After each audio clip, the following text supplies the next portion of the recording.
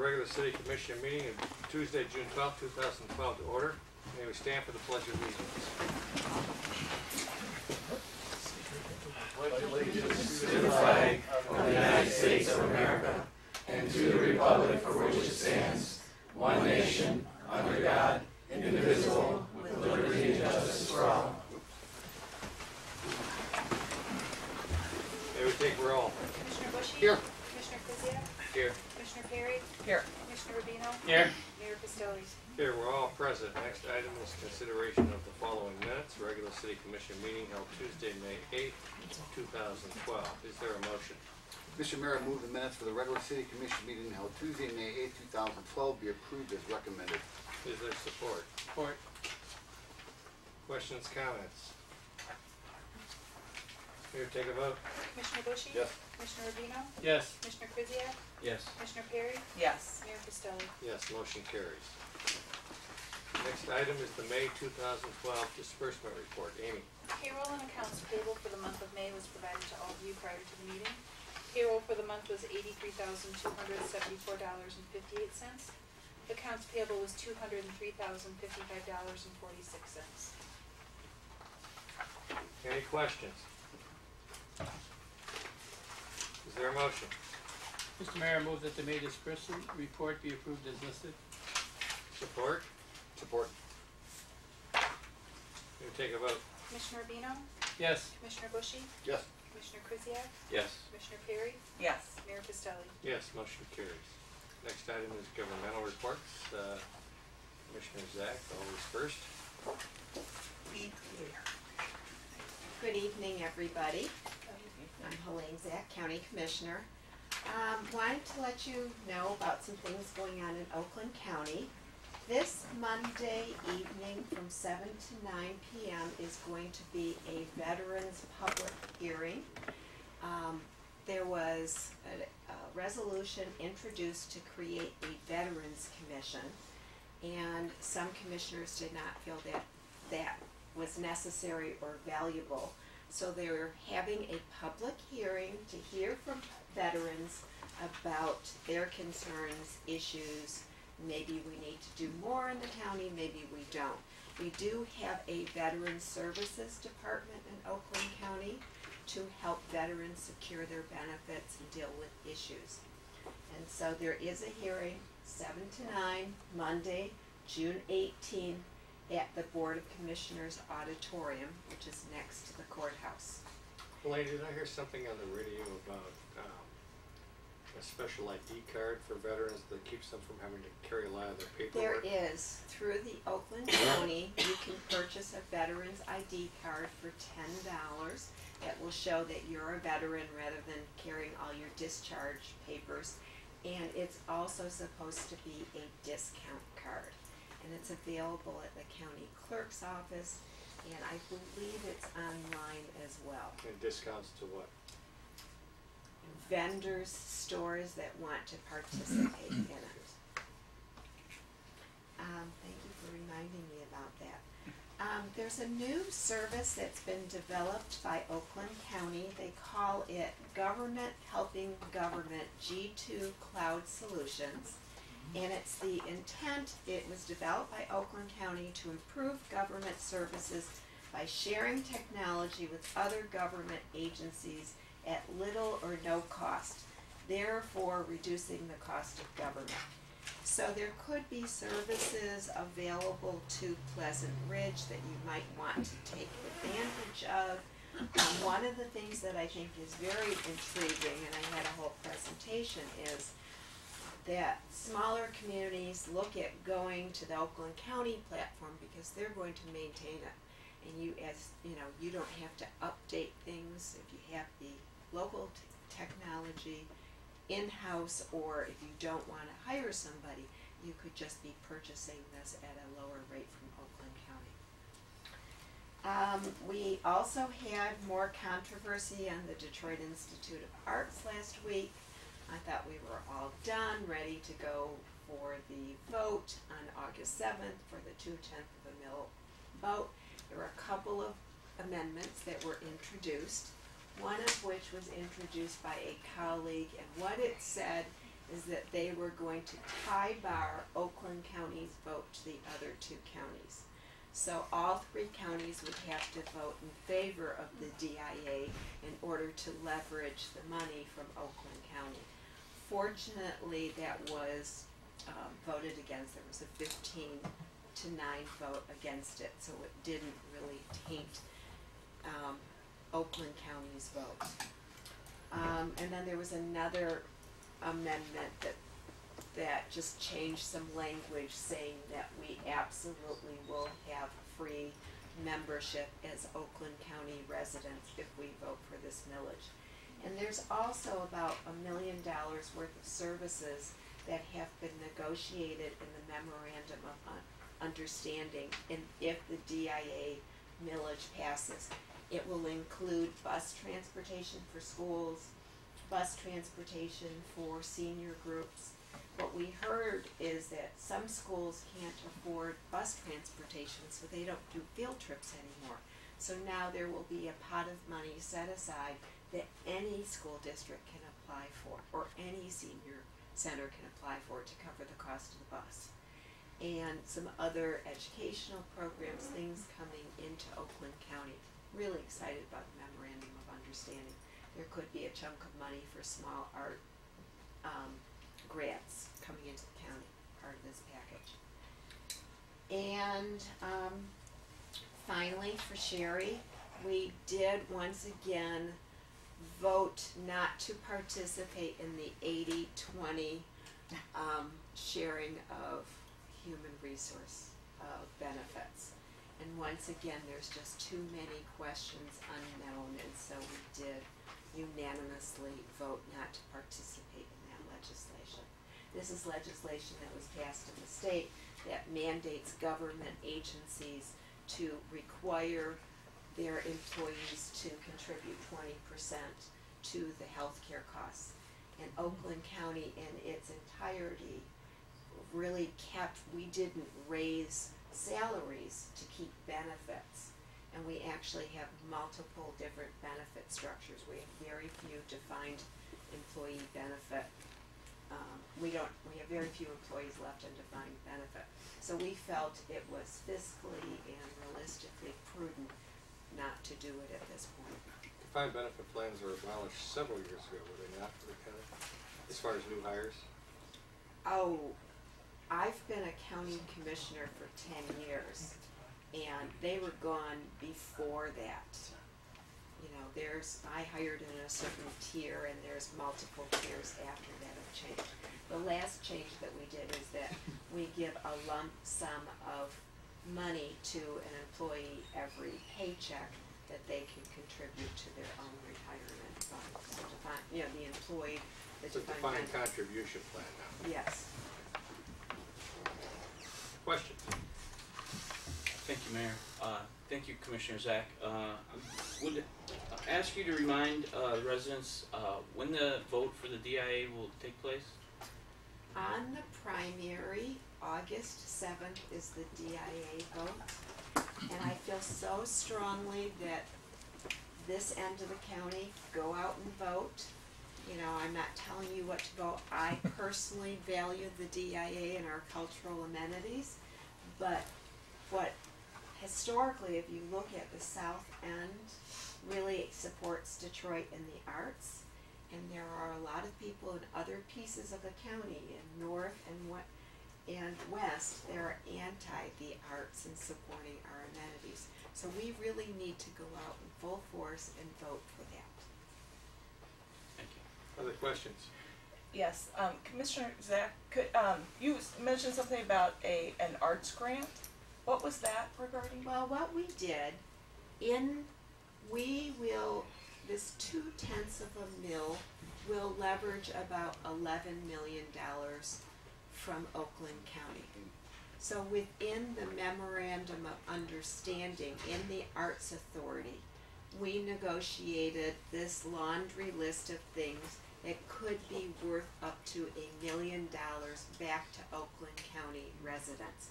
And part of this memorandum of understanding will be some small arts grants that communities can apply for from this money that's been leveraged from this millage. Are there specific parameters to how That the arts are? this is just an agreement that'll come forward, and this Okay, will be great. up to the Arts Authority to say, how do we carry out the memorandum of understanding? Thank you. So, to be continued, let's get the vote first, and Cool. then we can do that. And I think it's really exciting, senior groups, school groups. We had something like 400 students, I heard, there a week ago, doing field trips, and which is really wonderful. And they're ready. They're training lots of docents. They're ready for more. Other questions? Elaine, you're leaving us district-wise. We wish you luck in You're not primary. losing me yet. I Thank know, you. but it's hard. Don't get rid of me so fast. We're not losing you yet, but we wish you luck in the election. Thank you. I appreciate Thank you. it. Do you know anybody in Ferndale? Thank you. Other governmental reports?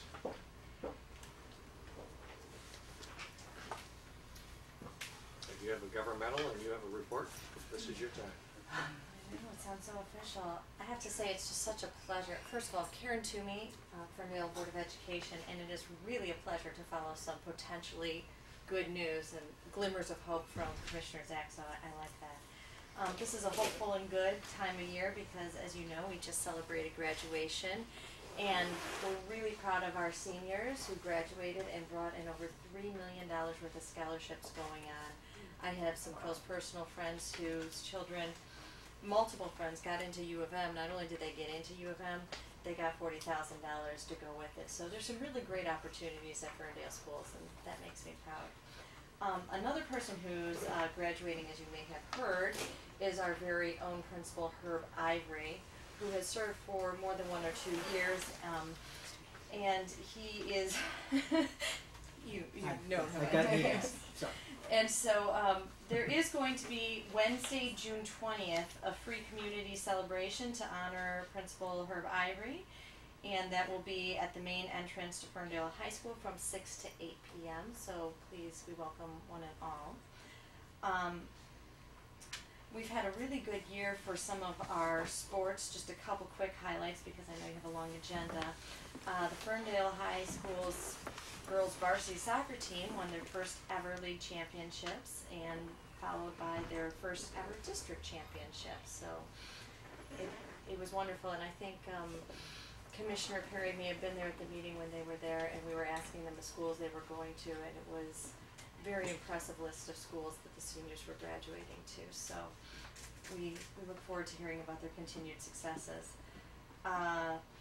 We also have a junior, Danielle Hawthorne, who earned an All-State in track with her 6th place finish at the MHSAA State Championship.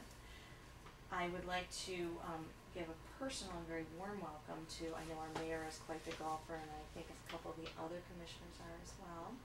So we do have our annual FORE Kids Classic Golf outing that will be hosted by the Ferndale Education Foundation and Ferndale Fine Arts Boosters, and that's going to be on Monday, June 25th. So if you want more information on that, I would be happy to get it to you, but Monday, June 25th at Fieldstone Golf Club in Auburn Hills. It should be a great time, and the information is posted on the website. I hear you're a great swing. So, Oh boy, you hear wrong. I don't know, you have a good reputation. And this is one of those things that gets me the most excited. We are actually in the process of seeking proposals for facilitating a district-wide strategic plan. You know, you're sort of an academic nerd when you get really excited about visioning. So I'm really, really excited that we are going to be seeking proposals for a visioning process that will include the entire community. So I will definitely be coming back and seeking some of your voices at the table as we build our vision and our strategic plan together. And there will be other opportunities also coming up for different committees and things in the city's schools. So please, please, please get involved, stay in communication, and let me know if I can do anything. Are there any questions? Questions? Yes, Karen, can you tell us real briefly about the early release Mondays that are coming up in the next year? I would love to tell you about that. As you know, academic scores are something that our district is really excited to be improving. And so, thankfully, we don't have to reinvent the wheel. There's a big body of research out there on how to do this. And so we're going to be implementing some data teams. And the key to these data teams is that the teachers be given regular meetings so that they can plan the assessments, plan the interventions, and review the data. So it's a continual planning and evaluating, strategizing process, and that is going to be happening on 32 of our Mondays. So most Mondays will now be getting out approximately an hour early to allow for the teachers to really have some plans and strategies on an ongoing basis of how to help children and bring up scores and academic learning. Is that across K through 12? That is a K-12 plan, and the district does have in place some very affordable childcare that will be on hand. I think it's $6 if you are not going to be picked up by your parents. So things are in place, and you can keep your kid at school, maintain your normal schedule if that's what's necessary. Other questions? Thank you. Thank you. Any other governmental reports? Liaison reports. Always first, Commissioner Krzyjak. Thank you, Mayor. With the Recreation Commission, a few things I'd like to touch on. I hope you've all gotten a chance to get over to the pool. Open recently. It's actually been open for 20 days, and so far there's been over 2,700 people so far. So it's been a good start to the pool season, and the full season hours will start on Monday, June 18th. And getting in the pool, the swim team has their first meet on Monday against Forest Hills. Looking for a great swim season. Got a couple swimmers on that team who are ready to go, and there's 150 registered swimmers. 90 of them are our fellow junior PR residents. So I'd like to offer encouragement to Coach Colleen and all the coaches and swimmers for a great season upcoming. Staying in the pool, the swim lessons begin on Monday for all levels. That's this Monday. There's 50 swimmers signed up currently, so if you're considering putting one of your children into the swim lessons, I suggest you get on that and get them registered. Summer programs. The summer program also begins on Monday. This year's theme is Summer Adventures. We already have 60 kids signed up for that.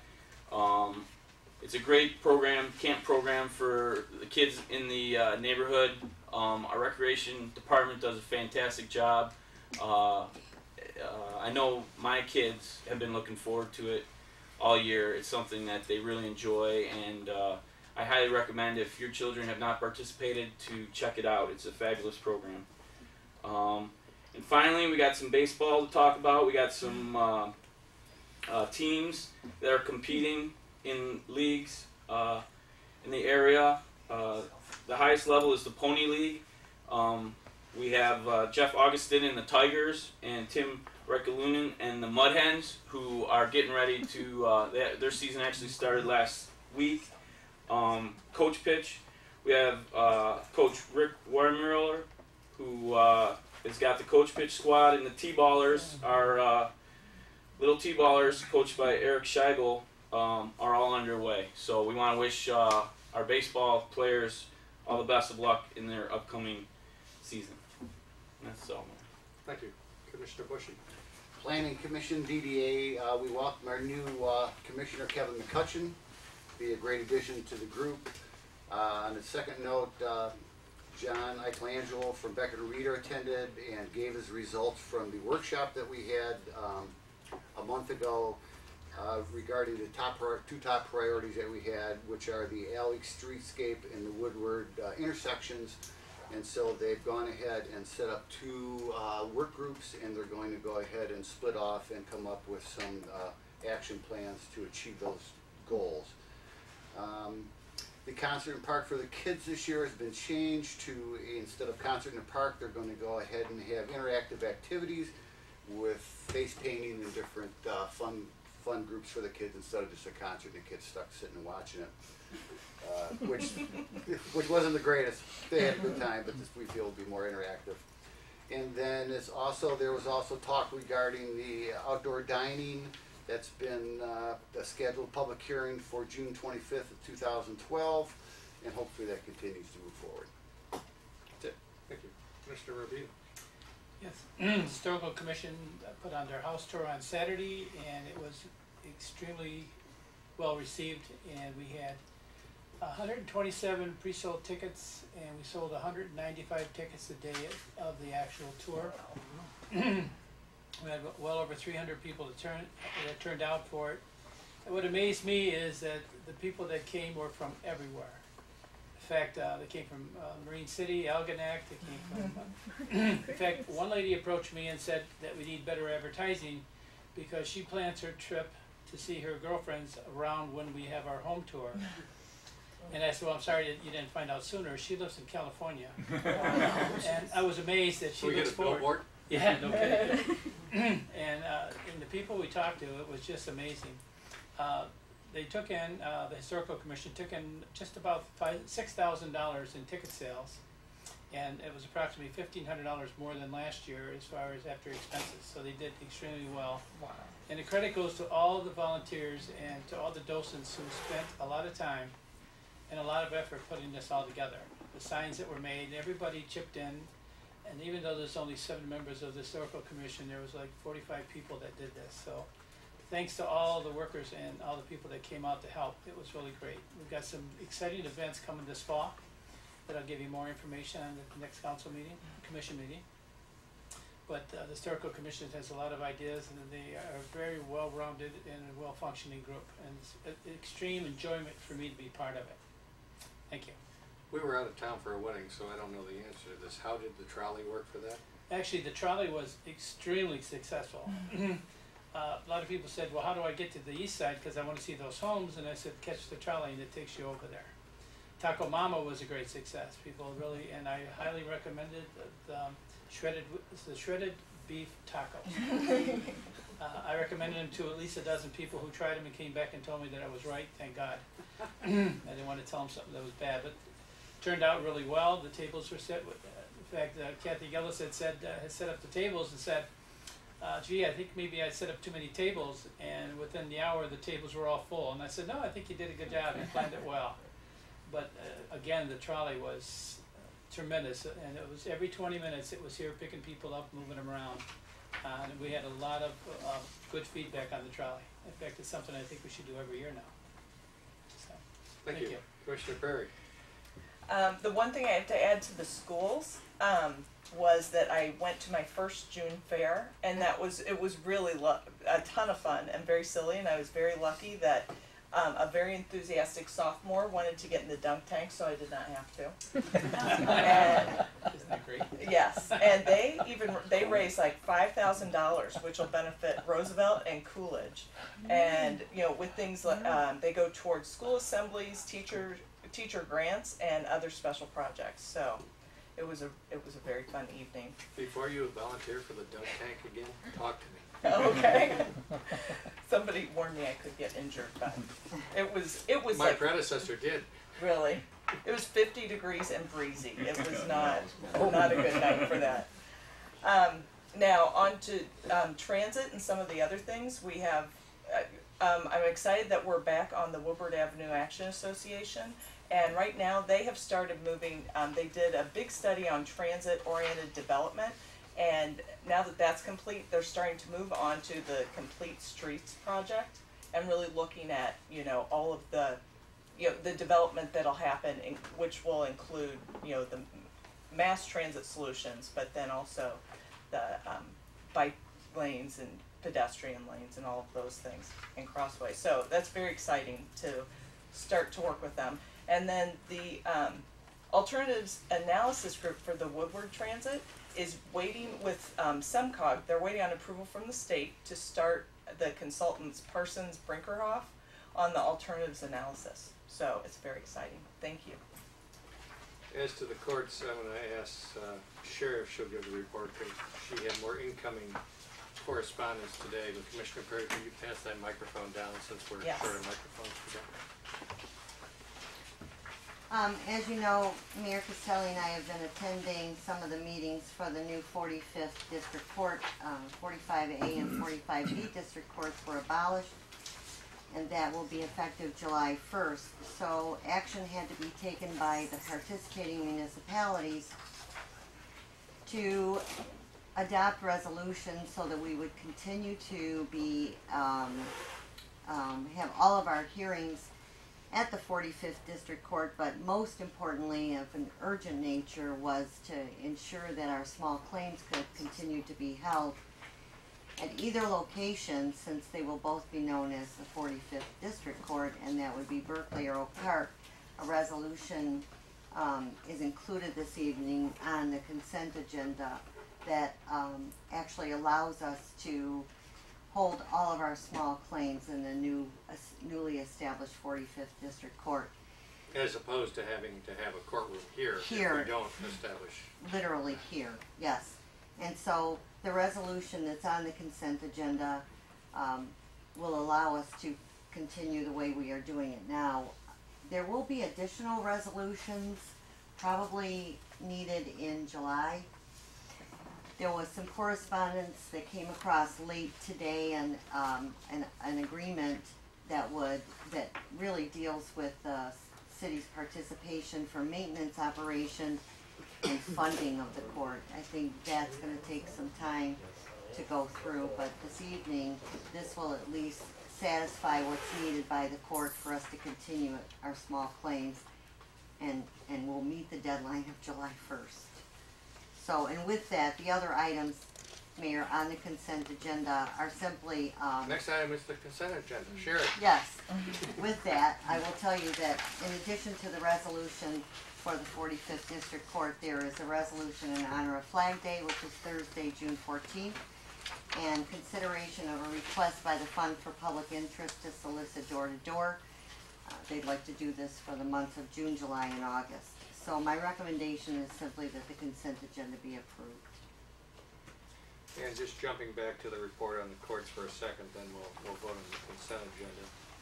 We've been talking about having an interim agreement for the operation of the courts through the end of this calendar year, and then with a goal of having a permanent agreement starting January 1st forward. The battlegrounds, so to speak, have been between Oak Park and Berkeley, who presently house the courts, and we have Oak Park on one hand, who operates at about a pick a number, $225,000 deficit, and Ferndale that's operating at a 400 to 400, Berkeley, 400 to 400 plus profit on the courts. And where is that money going to end up, and should the people like us even have a say in this agreement? Currently, we're under what's called the default rule, and correct me, is it 1/3 or 35%? 1/3. 1/3. We get 1/3 of our fines, they get 2/3 of our fines, but we have no obligation to fund the operations of the court other than the 2/3 of our fines, which keeps us from being in the $400,000 profit arrangement, but keeps us also from being in the $200,000 loss arrangement. If we went to any of the proposals that would have had us kicking in money to finance the court that have been posited thus far, it would put us in a loss arrangement.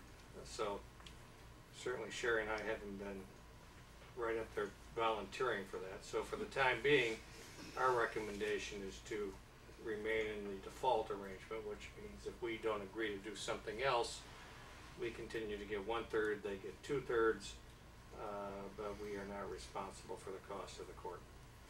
The other issue that's percolating out there is that both courts have adopted an assessment of court costs for building fund purposes. Neither city seems willing to say that the court actually can use those funds that have been accumulated for building fund purposes to build the court, to finance construction of a new courtroom within one of the courts to house the judges. So that is something that continues to need investigation, that Sherry and I have been bringing up at every meeting. And thus far we have acknowledgement of the issue but no answers. So again, for that reason, I would not recommend we be in a hurry to participate other than 1/3, 2/3, and that we should continue to press for the answers to those questions, because right now, if all 3 judges move into Oak Park, it's going to be cramped. Some construction is probably going to be needed.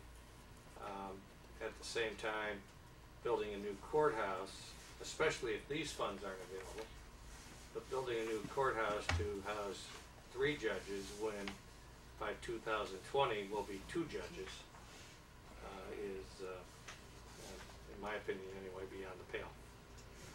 So with that, I'll turn it over to a motion to approve the consent agenda. Is there such a motion? Mr. Mayor, I move this consent agenda be approved as recommended. Support. May we take a vote? Commissioner Bushy? Yes. Commissioner Rubino? Yes. Commissioner Kuziak? Yes. Commissioner Perry? Yes. Mayor Costello? Yes, motion carries. And now the ever popular and ever confusing supplemental appropriations. Molly? Yes.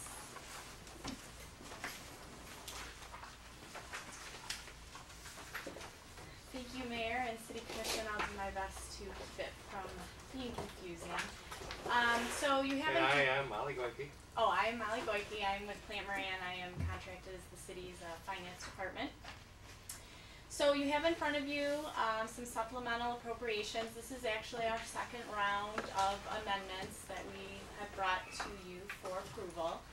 And I'll just reiterate again that constantly reviewing the budget and amending it appropriately is not only the fiscally responsible thing to do, it's also required as this of the State Budget Act. So with that, we have amendments here for almost all of the city's funds. I think there was a couple that didn't need any amendments for the end of the year.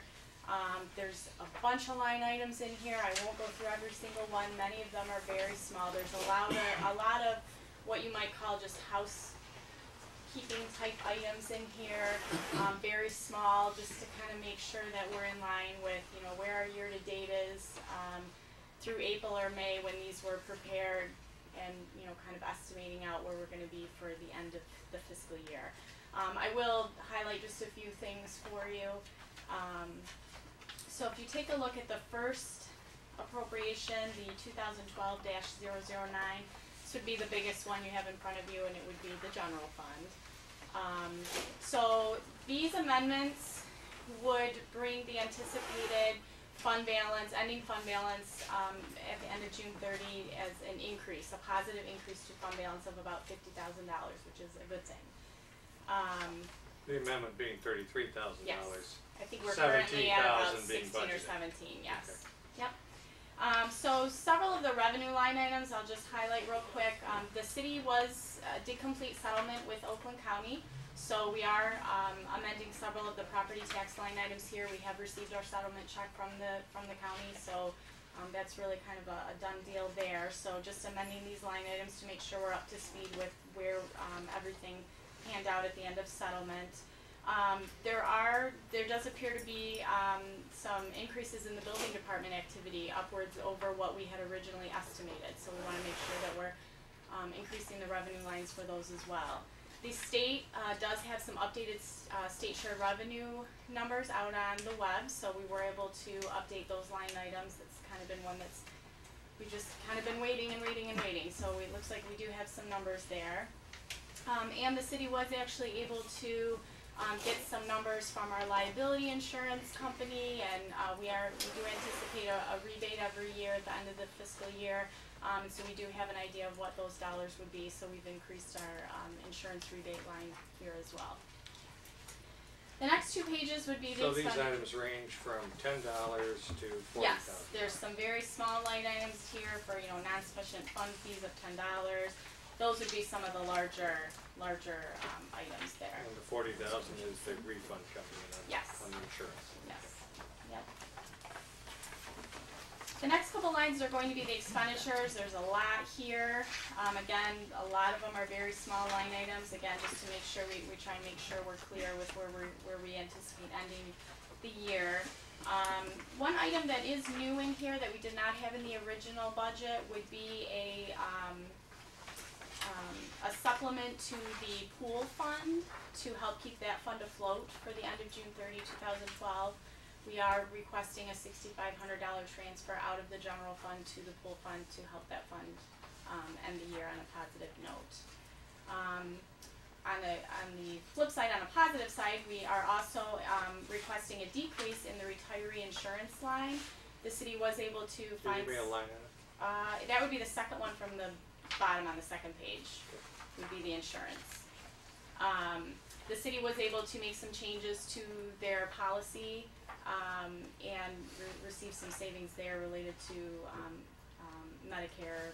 I don't really know all the ins and outs of it, but it was a positive effect to our line item there. And the net of those two, even though there's $6,500 going out to the pool, there's $35,000 Yes. coming in from the Yes. insurance savings. Yes.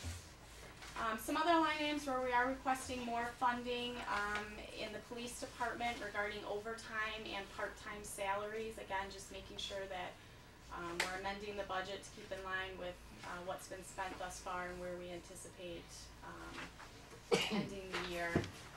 The city did also receive notice that the unemployment rates were increasing, so we have several of the department line items for unemployment. We're requesting some additional funds. As I mentioned, on the revenue side, the building department activity is up, the revenues, but that also means that we have more inspector activity, so we are asking for an increase in the expense lines there. So that's going to be somewhat of a wash. There's always a timing difference between, when you get your permit revenue and when you pay your inspectors, but But that's always in and yes, out. that's always the case with that. So generally, if you have an increase on one, you're gonna have an increase on the other, because they are directly related. And utilities, that seems to be one that we tend to see every year. We try and keep tabs on it and estimate appropriately, but we wanna make sure that we're amending these lines to keep up with where we think our bills are gonna be at the end of the year. But again, as I noted, we are anticipating to end the year with a positive of $50,000 to the general fund bottom line. And one of the changes is the audit contract costing $1,500 less than budgeted, probably due in part anyway to Plant Moran. I'd like to think so. And Sherry and Thank Amy you and very Scott, much. but Yeah. all four of you. Yeah. Thank you. Questions? Is there a motion? Mayor, if I could just, Yeah, that's why I said thank questions. Yeah. Well, it was in there. Thank you, Commissioner Bushy, for sensing my. I know we talked on the line item 679 for the revenues and the refunds and rebates. Mm-hmm. Is that primarily from insurances? I know you touched on that. What Yes. drives that down, or what increases our refunds, our ability to generate refunds or rebates? I honestly don't know what their formula is, Okay. but it is a check that we do receive annually, Mhm. and it has to do with your experience factor. Sherry, you might have more knowledge. Yeah, on if how I they can. come up with It's, that. it's not a guarantee every year. Mm-hmm. It's the asset distribution, and it's whether or not the board of the MMRMA, which is the Risk Management Authority, if they vote to distribute some of their fund balance, if you will, it's really their net asset fund, then the longer you are a member is one of the criteria in the organization. The claims that have been, and they do an average, I think, of over the past 5 years, and our rate is very low. And then I think there's one other criteria, and then the amount of the distribution, is based on those three combined. And just as with your homeowner's policy, they review your rates for the upcoming year. And not only did we get this double the amount we expected in the net distribution, our premiums decreased by almost 5%. So Pleasant Ridge was one of the few communities that we will actually see a $4,000, a little more than $4,000 distribution in excess of what we owe them. Okay. So it's a good year for us in insurance. To make an analogy, it's kind of like having a mutual fund type company as opposed to a stock company. Yes, it is. Yes. And so again, this is the dollar amount she's met with, you know, our representative, and we have it on paper, this is what you should expect as a check. So this isn't just a, you know, An estimate, no. being the conservative that I am, I would have hesitated putting a number in here as a revenue without having, you know, concrete figure that you are going to be getting this. So it's, yeah. Jerry, do you have a question? Thank you. No, I just think, Sherry, you explained it in the memo pretty thoroughly. That was based on good track record. Oh yeah, that plays into it for sure. Yes. Yeah, experiences everything. Other questions? Is there a motion? Mr. Mayor, I move the supplemental appropriation A 2012-009 through A 2012-018 be approved as recommended. Is there support? Support. We'll take a vote. Commissioner Rubino? Yes. Commissioner Bushy? Yes. Commissioner Kuziak? Yes. Commissioner Perry? Yes. Mayor Fisher? Yes, motion carried. Thank you, Molly. Dolly, Molly. congratulations to you and the administration for a great job. You guys did a great job. Thank you.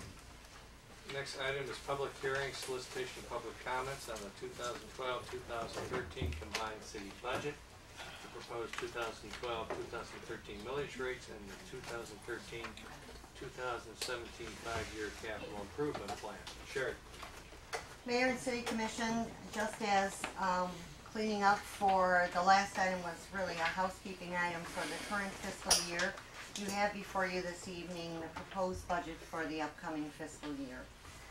And I think it goes without saying, by looking at the budget document, there was a lot of work that goes into this. There are months of planning that goes into this document, and I offer a special thanks to Molly and Scott and Amy and the department heads for their contributions in achieving this again this year. As you know, the property tax is our number one revenue for the city, and before I get into any further details, if you have any questions, Amy, Scott, and Molly are all here as well to answer any questions on the budget. I can give you just a few of the highlights. I can tell you that the taxable value of the city for the upcoming fiscal year is at $125,258,000 approximately. And that is an increase of about $1.5 million from the fiscal year 11 and 12. The combined millage rate for 2013 is 18.1928 mills, which is the same millage amount that was levied in 2011 and 2012. We do monitor the decrease in property values, and Pleasant Ridge has been fortunate to have seen an uptick in one of the past few years. But obviously we have to constantly and closely monitor that to know what our income will be and what we should anticipate. Our police department and fire department, we still contract services for our dispatch with the city of Berkeley. That's anticipated to continue. In this fiscal year, we will probably send at least one police officer to Fire Training Academy. Our services for fire and rescue is still with the city of Ferndale, and that cost in the budget represents a 6% decrease over the current fiscal year. Our Public Works Department, as you know, is a contracted service with several different contractors for landscaping, tree service, water and sewer department by the city of Royal Oak. It's a pretty creative contract, and I think accomplishes what the city needs at in the most cost-effective way possible with high-quality service in return. Our recreation department obviously operates I think they do a wonderful job to work within the budget that they do, and they offer programs for all ages, as you know. There are some anticipated maintenance items for the community center that are included in the 2012-13 fiscal budget. And then for capital purchases, really the only thing we have this year is a new police vehicle. We are looking at possibly financing that vehicle, and I think the police department is currently reviewing the models to choose from. One is an SUV, and I think that may be something that they add to the fleet this year. We anticipate some building upgrades at the community center, but it's a relatively small amount of $10,000, but that will include, I think, a proposal to look at separating that furnace so that an air conditioning unit, so that there will be a separate unit that cools the big room, and you can actually run air conditioning in the room when you have a meeting. That's one of the things we're looking at.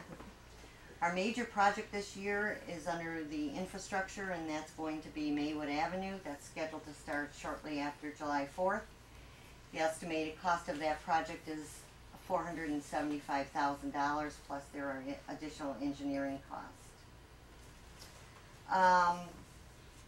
The Water and Sewer Department, as you know, that's an enterprise fund, and it is financed and operated similar to a manner. It's similar in the way of a private enterprise, and basically what that means is you must pay for the expenses that are incurred. And I don't know if this is the time you want to go into that, or probably under the next item. We have before you this evening, and other copies are available, a more detailed explanation of the water bills and water billing procedure, and I will, like I said, I think it's probably more appropriate under the next item. During fiscal year 2010, the city had to file a budget deficit reduction plan with the state for the water and sewer fund when it fell into a deficit condition.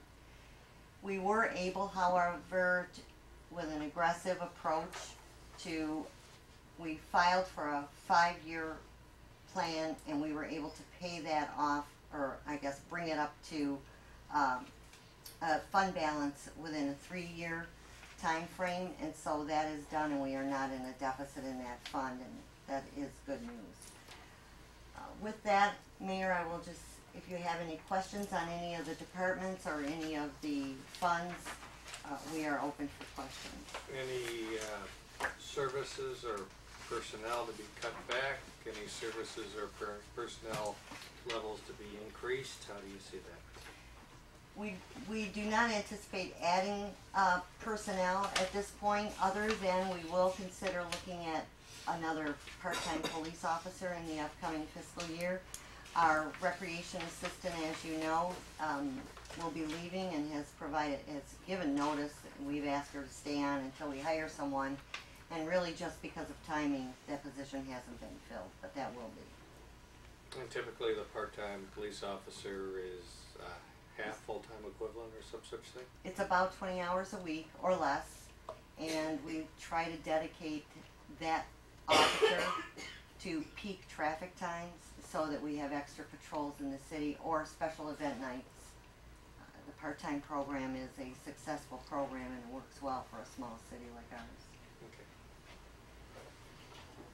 Open the public hearing. I have one question, if that's okay. I'm gonna bring it back to Alan. Okay, go ahead. Sure. Okay, thank you. Now, with the water fund, I know with the budget deficit reduction plan, we didn't sell as much water or use as much water as we had projected from what I saw in the budget. So were we still able to meet the deficit reduction thing? We were, and what we had to do was, whenever we show a deficit in that fund, we had to file a formal report with the state saying, okay, here's our deficit, here's why we think this deficit occurred, and here's how we expect to pay it, or bring it up to. And so we did that, and working with Plant Moran devised a plan conservatively over 5 years. But like I said, then at every budget, we looked at stretching ourselves to pay as much as we could toward that deficit just to get it paid off early. Okay. So we are out of that condition. Great, thank you. Questions or comments from the public? Close the public hearing. Any other questions from the commission?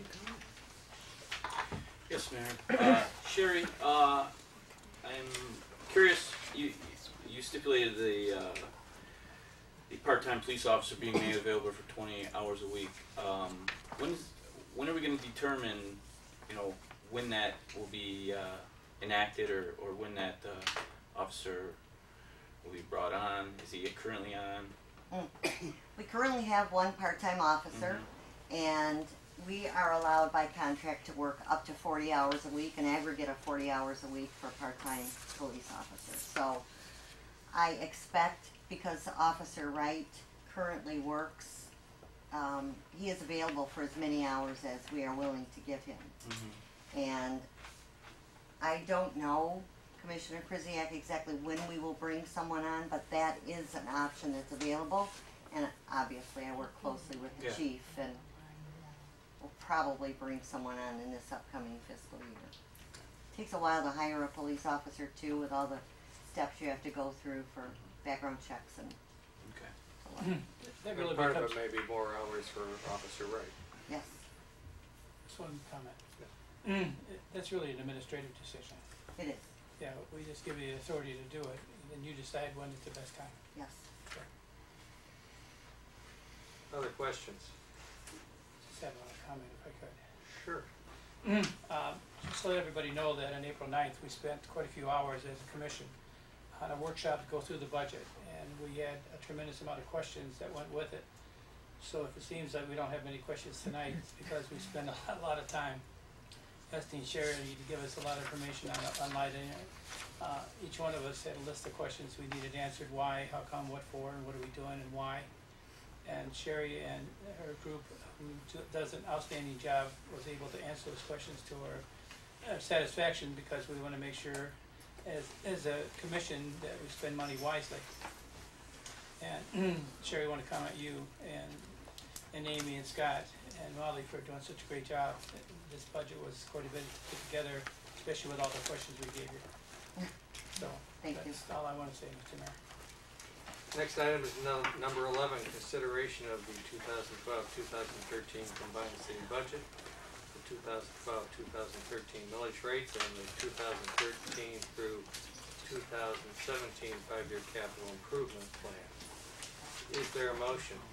Mr. Mayor, I move that the 2012-2013 combined city budgets and 2013 to 2017 five-year capital improvement plan be approved, and that the budget resolution be adopted, including the levy of 11.4248 mills for the general fund operating, 2.4 mills for infrastructure and improvements, 1.7134 mills for solid waste and disposal, 0.037 mills for library services, 1.2722 mills for community center complex operations, 1 mill for community center complex debt service be approved as recommended. Before soliciting a second, I think you said 0.037, it's 0.37 mils for library service? I got 0.37 is what I have. Okay. I thought you said 0.037, I just No, wanted it's to make sure. 0.37. Okay. Okay. Is there support? I support. Any further questions as to the budget? Maybe we take a vote. Commissioner Rubino? Yes. Commissioner Bushy? Yes. Commissioner Krzyjak? Yes. Commissioner Perry? Yes. Mayor Castilli? Yes, motion carries. A question often asked, people say, how is the city doing?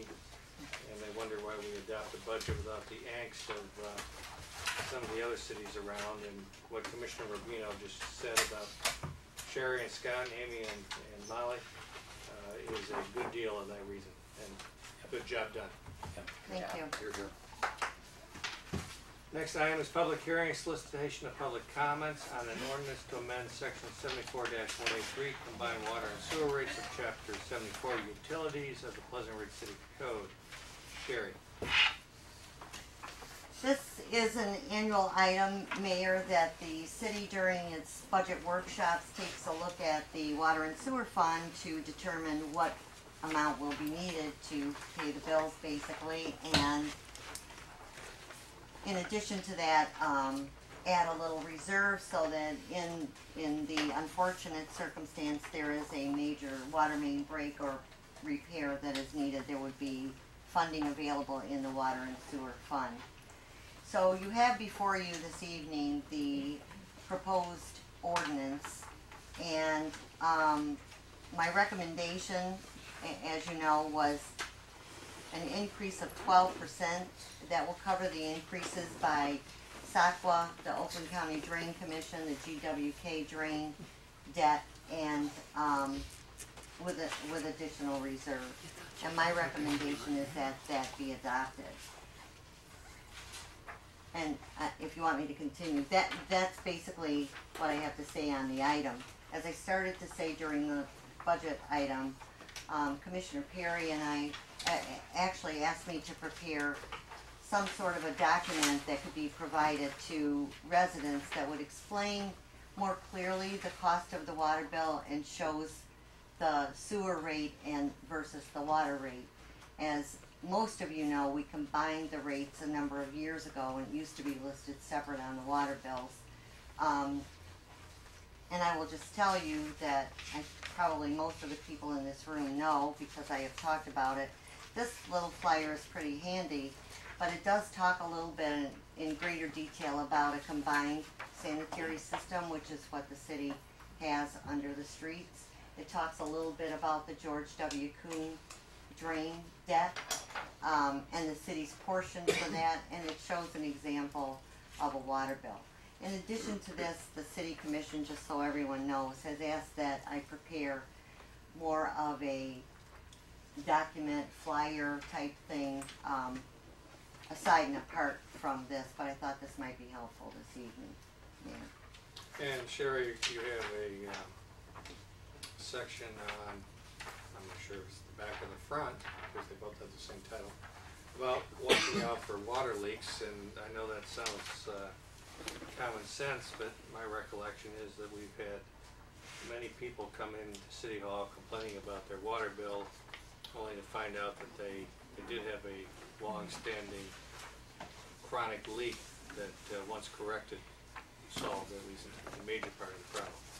And you see a drip in your faucet, or you may have, here's a common one in Pleasant Ridge, you may have a bathroom in the basement of your house that isn't being used anymore. We were at a property last week where the homeowner got a large water bill, and of course we noticed it and we sent someone out to take a look, and as it turned out, the toilet in the basement was leaking considerably. Hadn't been used in, she said, probably 25 years, as well as small leaks in the other toilets in the house.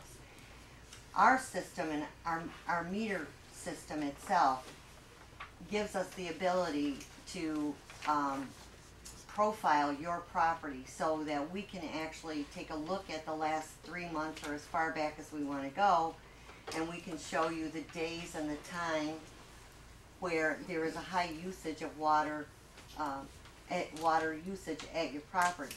And that's sometimes how we have found leaks in a sprinkler system, where in the middle of the night or at 2 a.m. for this particular week, there was an excessive amount of water. And so that's really nice. But a leak makes all the difference in the world.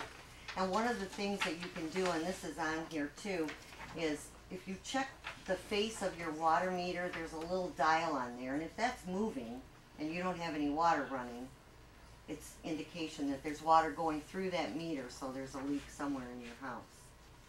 And if someone wants to have that profile, how do they go about getting it? Oh, they can just call City Hall. They can, any one of us can schedule it for them, but Darren's probably the best person to ask for. Okay. And this proposal that is before us tonight is based upon continuing the existing system which we have had, which is based upon covering all costs, fixed and variable, by virtue of rates, with the idea of visiting this in the summer at a workshop, and then some type of vote by the city commission up or down in the fall as to whether to review going to a different type of system that might assess the fixed costs on a per household basis, and then the variable costs continuing variable, or somewhere in between, but no time to do it this year. Is that correct? That is correct. At the budget workshop that the city commission held, there was quite a bit of talk about the method of water billing because, as you know, and as I have told people who call, we currently bill every property based on consumption, which, you know, I always say that's the most fair way. I've said it so many times, it's almost automatic out of my mouth. But in any event, at that budget workshop, the city commission, the direction that I got was that in April it's too late to do anything about changing the water billing system for the upcoming fiscal year, or July 1st. But it was the city commission's intention for me to schedule some workshops, at least one or two, to specifically talk about the method of water billing and whether or not this city wants to go in a different direction. And that being said, in my memorandum to you, I am going to shoot for a workshop in July because if the city commission decides to change, there are some things that need to be done first. I think there might be an ordinance amendment. We would have to adjust our software, so it could all be done, but it's just, we would need to work get on it a in place timeline. by fall, so that we can change it. And so your idea is loose deadline for city commission to say whether to do something different or not is October-ish? Yes, I'd like to see October-ish. See how I use that waffle word? Yeah, right. November 3rd is October-ish. Okay. Open the public hearing. Quick question, so what you're voting? To the podium and then name and address. Hi, my name is Peter Samurai, 43 Maywood. So I guess my question is were you alluding to dual meter systems in the fall? Not alluding to a dual meter system, but alluding to taking some of the costs that are fixed. Right now, all the costs are charged based on consumption.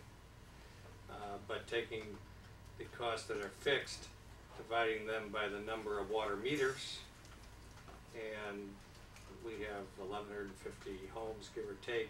Let's say we have 50 businesses, you know, dividing by 1,200, and each home pays 1/1200th of those fixed costs, and then the variable cost based upon actual consumption of water to be billed based upon consumption of water.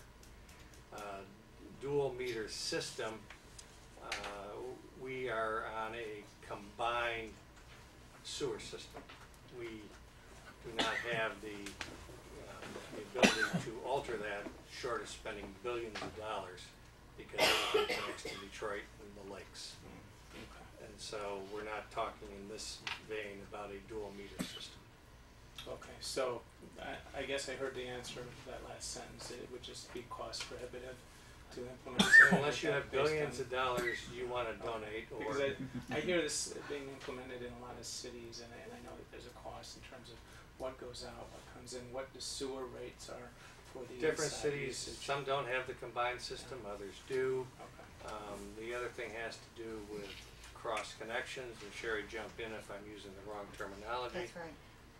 But if you put in, if you try to have a separate meter for, you know, just your sprinkler system, then you're kind of in the honesty mode that somebody hasn't tampered it to use their sprinkler meter for their bathroom, and somebody will do it. Yeah, sure. And we simply don't have the manpower to police it. Is there anything else on that thing? Sure. No. Thank you. I have to pick up the channel on that one. Mr. Stutcher.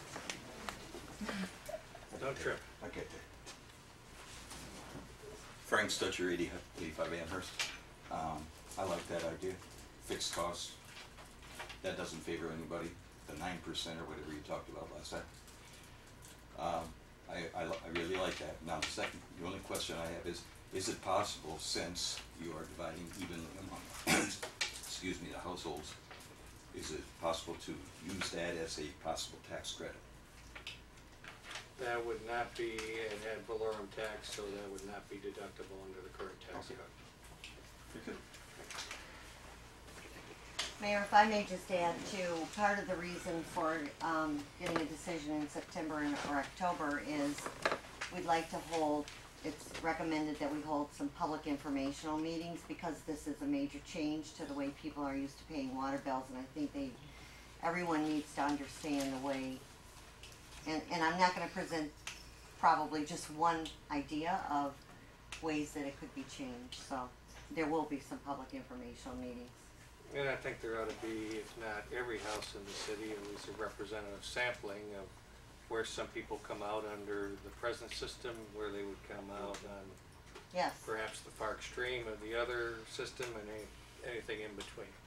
So Yes. people have an idea when they say that sounds great, nobody's ox gets gored, that in fact their ox might get gored, and they may not care, but at least they know their ox gets gored.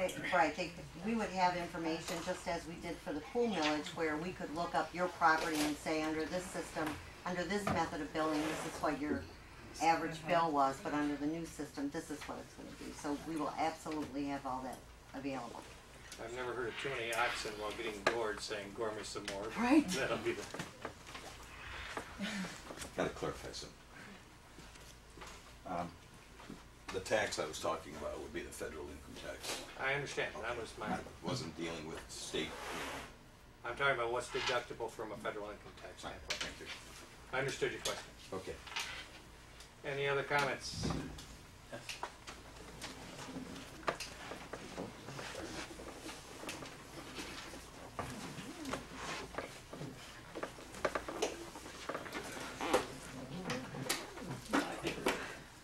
Many of you know that I've done a bunch of research into the Your water name? expenses Name and costs. address. Oh, sorry.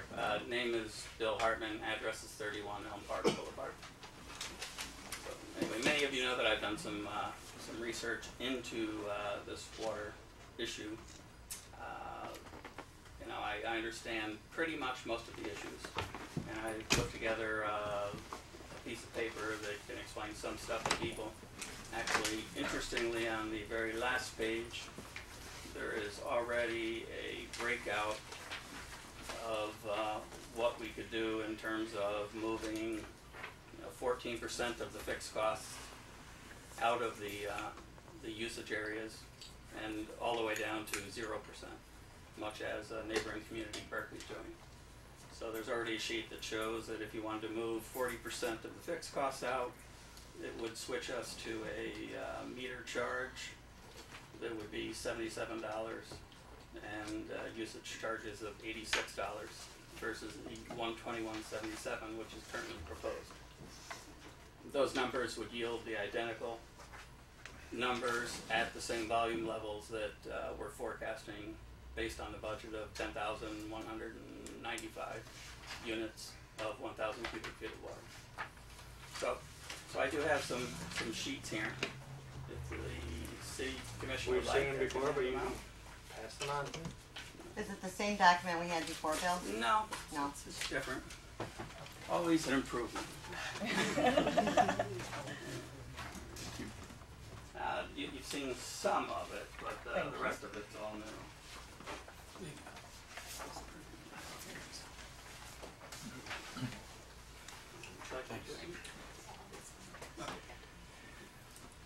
There are also more sheets here for those in the audience. If you don't want to take notes, you can pass them around.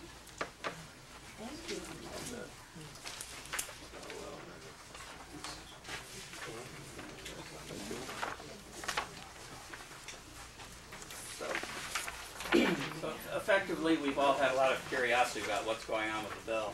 I think it's becoming clearer to where we are, so I put a couple of little pie charts together, and I'll keep most people who know me know I can talk for hours and hours, but I promise to limit myself to 5 minutes or less.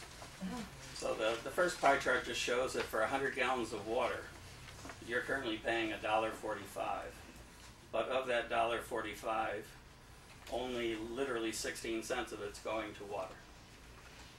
It literally breaks down the rest of it into the sewage that has to be treated from the water in your home, to the storm runoff, to the drain debt, to overhead, which is salaries, billing, postage, all sorts of odds and ends, to some administrative service charges.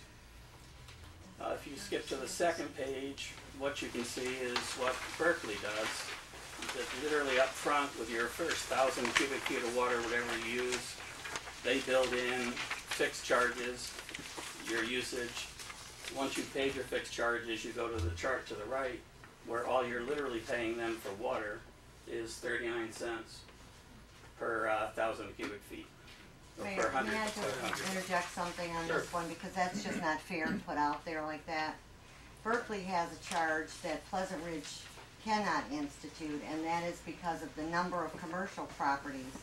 They hired an engineering firm for a great dollar amount to come up with this number so that they could assess charges to their commercial properties, and that's why they're able to offset. Berkeley is the only community that does this, and that's the only reason that they are able to offset their water charges. So to put it out there as though Berkeley is able to do this or willing to do it, The number there's a on these reason. sheets are Pleasant Ridge numbers, they're not Berkeley numbers. You and I have gone through this line by line by line.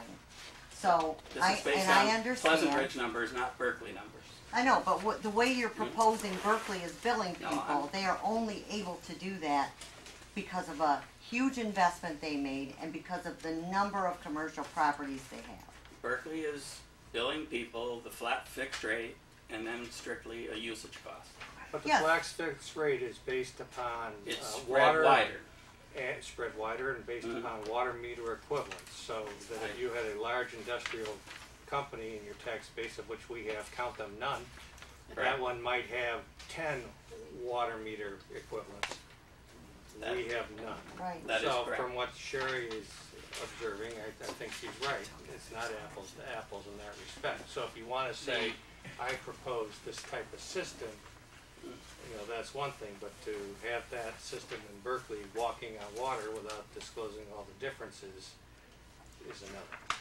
The numbers that are on here and the options that are on the last page are all Pleasant Ridge numbers. They're all fiscal year 12-13 numbers. So you literally could change to those numbers overnight. You could put in literally a meter charge and a usage charge of any of the different lines. And you can see where for the 2,101 cubic feet per quarter, which matches the structure that we're using now for including all the fixed charges, you're going to be at the same cost. You will provide the same amount of money to the city. And while that may be easier budgeting to the city, and it would be, Oh, yeah.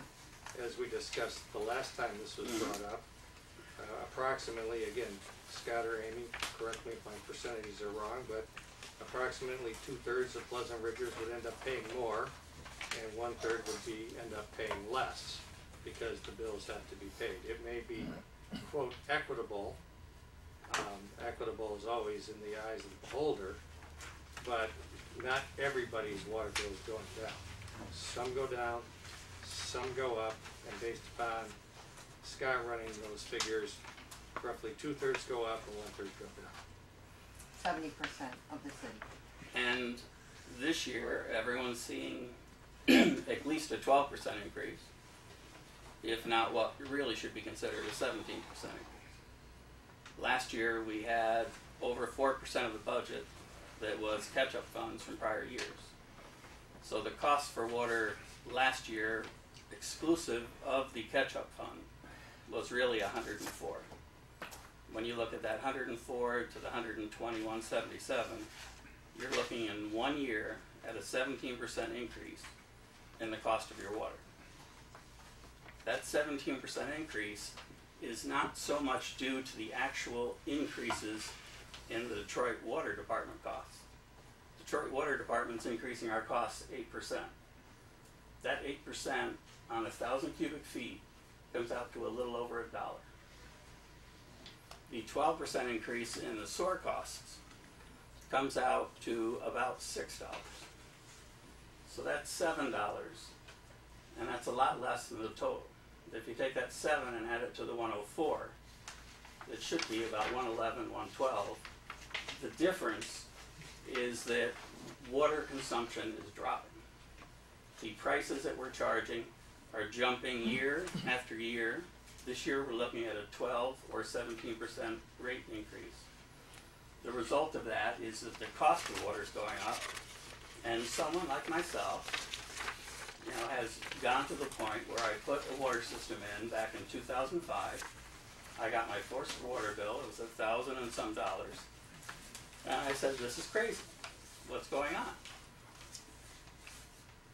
No one seemed to know about it. I asked a little bit. Everybody said, well, it's what we're stuck with. So I lived with it. I just cut my water back.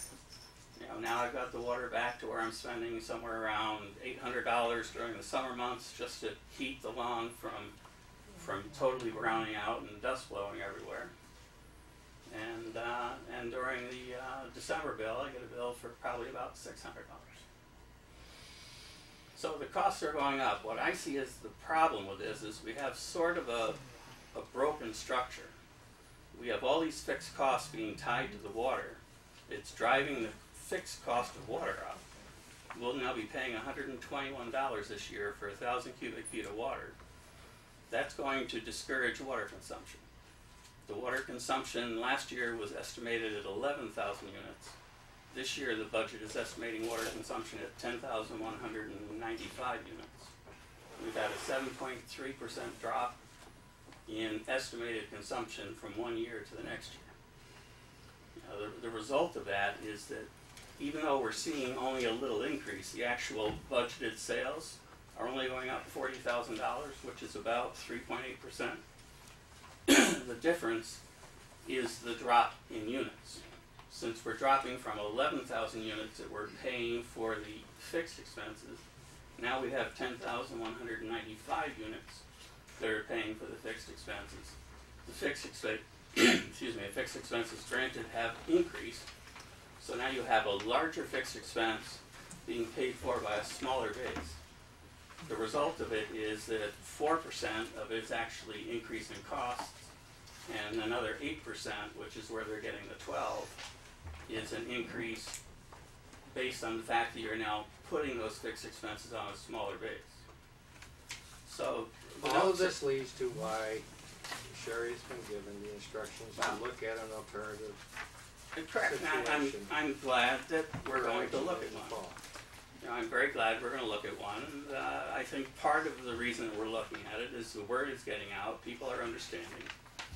But, I think it's out there. Sherry has said repeatedly that the process of having people pay according to how much water they use leads us to some very simple questions. Who is benefiting? You're picking winners and losers. I said this? You said? I said it's the most fair way of billing a customer is based on consumption. And I will defend that until the day I die, because I don't think I ever disputed your numbers, Bill. I agree with you. And you live on a corner house on Elm Park. Your water bill is considerably higher than the person who lives on the corner of Devonshire and Indiana. That person's going to pay more to subsidize you. That was the point I'm making. That's the point but you're the City making, Commission wants to look at a different method. Yours will be one of them, but it won't be exclusive. And then you say that water consumption is down. The number one factor for water consumption to be down is weather conditions. Weather conditions affects it. So you're planning a rainy summer. I understand your concern because you do have high water bills. You have a large lawn with a sprinkler system.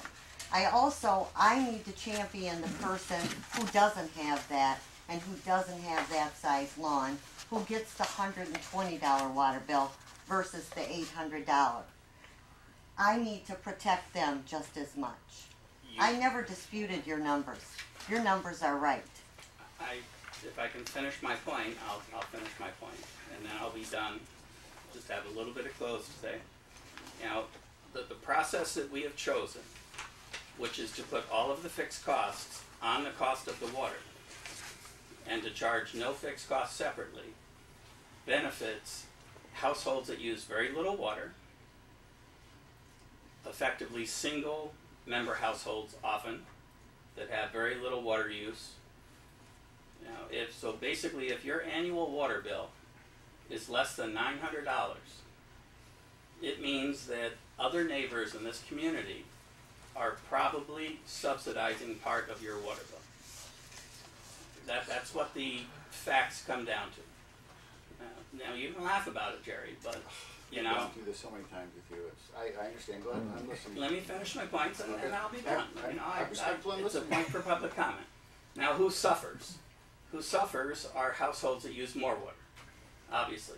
Anyone who uses more than 2,110 cubic feet per quarter this year is going to be picking up some of the expenses of their neighbors based on the decision that the city commission's made to build all the fixed costs into the use of water. So who are those families that use more water? They are families. Families like your family, Jason, with kids. I'm sure your water bill is higher than a neighbor's house that has one person or two people living in it. You're making the assumption that my kids take baths. That's why they join the pool. That's why 3 months a year they get clean.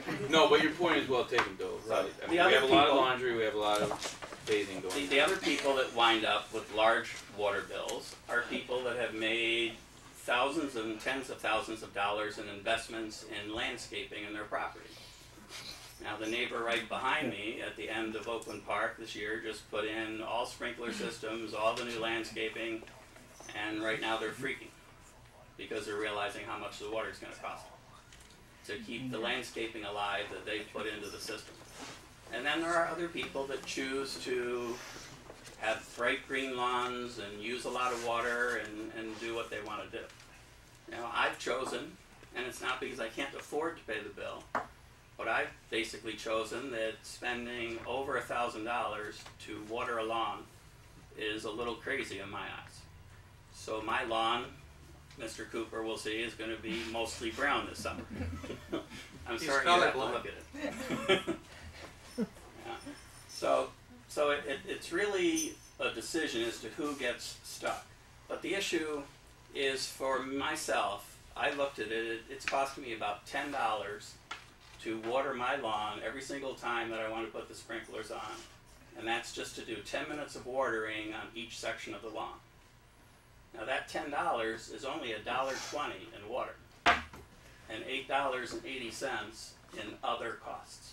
Fixed costs, sewer costs, storm utility costs, drain costs, all sorts of other costs that have nothing to do with the water that's going on my lawn. So I've just made the decision that I'll keep the lawn alive, I'll keep the dust down, but I'm not going to spend the type of money it takes to keep that lawn bright green, even though I can afford to do it. It just isn't economic. But when you use the example of Commissioner Krzyjak and his many bathing children, water costs and sewer costs have a direct correlation. They do, but the sewer costs are only $16 or so on top of the $14 of water costs. I'm just saying they have a correlation. And those costs are usage, and they should be billed as part of usage. But you know, if you look really at the bulk of the costs, 50% of the costs have nothing to do. Actually, 72% of the costs, or 74% of the costs, have nothing to do with usage. Well, whether the big users are subsidizing the little users, or under your plan, vice versa, remains to be discussed. Well, here are the questions I'll ask you. You know, why should someone that uses more water, like a family with children, have to pay more because it rains outside? You know, effectively, a big chunk of our budget, $380,000 or so this year, is all related to what they call storm runoff charges.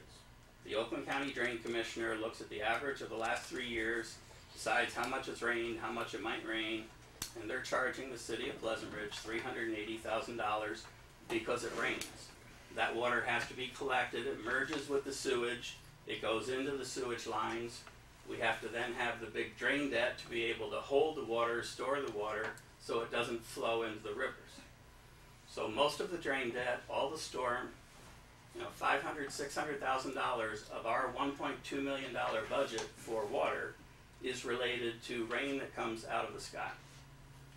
The person that's using water has no responsibility for the rain coming out of the sky. Why should that person be paying the bulk of the costs that have to be treated from the rain coming out of the sky? That's part of the issue. There's still other issues You know, why should the person who's using more When water you promised 5 minutes, were you serious? just about done. I am Okay, serious. say. I'm just about done. I will wrap it up. Why should the person who's using more water have to pay a higher water bill cost? Because effectively the water bill is built into the fixed costs. So because someone chooses to use more water, they're paying a huger or larger percentage of what it actually costs for the salaries for the person to generate their bill, the postage, the mailings, all of the other items. All of these costs, 72, 74% of the bill that you get for water has nothing to do with the amount of water that is used. It all has to do with the storms, the administrative overhead that have nothing to do with usage. So that's simply my summary and why I believe when we say that we're being fair by charging people who use more, you know, most people in Pleasant Ridge, if they can understand what they're paying for, they don't mind paying for it as long as they believe it to be fair and everyone's paying the same price and it's a rational billing system. My thought right now is that this isn't rational, and what's happening is it's driving up everyone's bills. Because as our water cost rises, people that want to use water stop using water, shrinking the base of people who can cover the fixed expenses, which then drives up other people's costs. So the result is, if we can actually get water down on a usage base to somewhere around $60 or $70 instead of $120, people will actually use more water. They'll use more water. The difference between the 60 or 70 and the 32 or so that we pay for the water actually turns into a profit. And we can use that profit to actually decrease the cost of the fixed expenses on the other people. But as long as water continues costing $120, people are going to cut back their lawn watering, they're going to cut back their water, they're going to be living in sticker shock most of the year, and every time they go to fill a tub or run a shower, they're going to think, I better keep it short because water's expensive. So that's just my summary. It's my belief. I've looked at it. I'm a business owner. I look at costs. I look at how they get affected. And I see our system for water billing on a collision course with $150, $200 water because everyone's cutting back and the fixed expenses are increasing. Now, and it's a shame in a state that's right in the center of the biggest water supply in the world that water is more expensive to us here than it is in pretty much most of the other states in the country. To be continued in the fall. Yes. Thank you very much. Any other comments?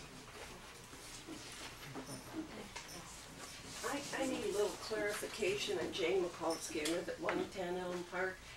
Is Berkeley the only community presently using this system? To my knowledge, it's the only community in this area. So what I read in the Free Press over the last 5 years about water rates, and I look at all those communities, we're in the same general.